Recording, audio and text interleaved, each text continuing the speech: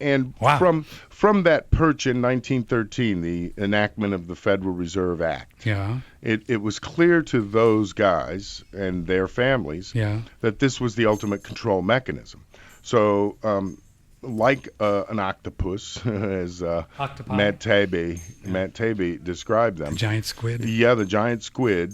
They started going, probing their tentacles into every country in the world, and they started in South America. Confessions of an Economic Hitman, and certainly, the colonial treatment of Central American, South American countries over the last 100 years is in the history books. I mean, It's right you there. don't have to look for conspiracy theories. We sent our military into Mexico and into Haiti and into the various banana republics. We gave them that name because, as Smedley Butler pointed out, it was, United Fruit Company and others that essentially lobbied Congress and the president and said, send the Marines in there to straighten things out for us, which they did.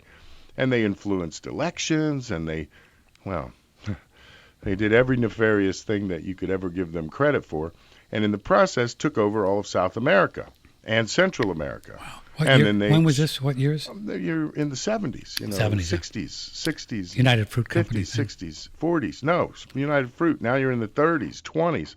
When they first got into power, they were really consolidating these governments under their leadership. And so, in the 20s and 30s, yeah, those Central and South American incursions. And then, of course, by the 40s and 50s, well, Europe and the Middle East, you don't have to even talk about that. What Europe, went on of there? course, the Marshall Plan.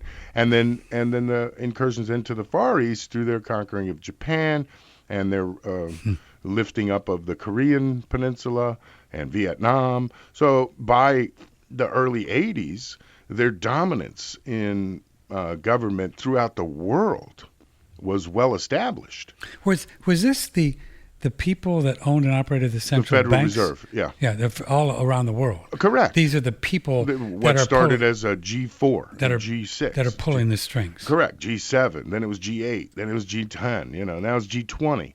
So it's the muckety mucks of everywhere, Yeah. of every country get together and they lay their plans out for the following year. Because they control the money and they control the politics, right? Correct. Both of them. Yeah, Oh, the G20 is not a governmental institution of any kind. it's just the boys. It's a private conference of the finance ministers and the financial people of all these 20 industrialized countries. So little Yeah. that the American people really understand what's going on. Well, But that's why again, you know. like any good conspiracy, out in the open, Yeah. we're not Ah, hiding. yeah. We even have a photo op, and Sure. it's just It's just, they're really good at it, blatant though. is They're- the word. They're, Yes, they're blatant. really good at it. Yeah, they are. Didn't you tell us or somebody else that the Barbary Wars and the Montezuma From the with the halls of Marine Montezuma, when the Marine shores song of Tripoli. that was about That was trade, Thomas wasn't Jefferson. That was no, it was less than trade.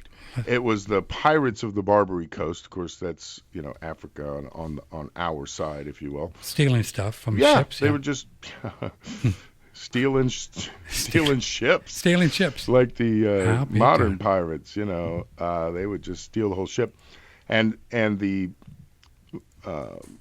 mullahs of the day said to the president of the United States, "Look, if you just send us tribute, you just pay us, we'll leave your ships alone." And Jefferson said, "Nah, I start paying you, we'll be paying you forever. How about I kick your butt instead?" He sent the Marines. How about you kick your booty? Yeah, how about I kick your booty instead? We won't give you money, and we'll kick your booty. And so he sent the Marines to the shores of Tripoli, and they set the record straight. We're here to trade, leave us alone.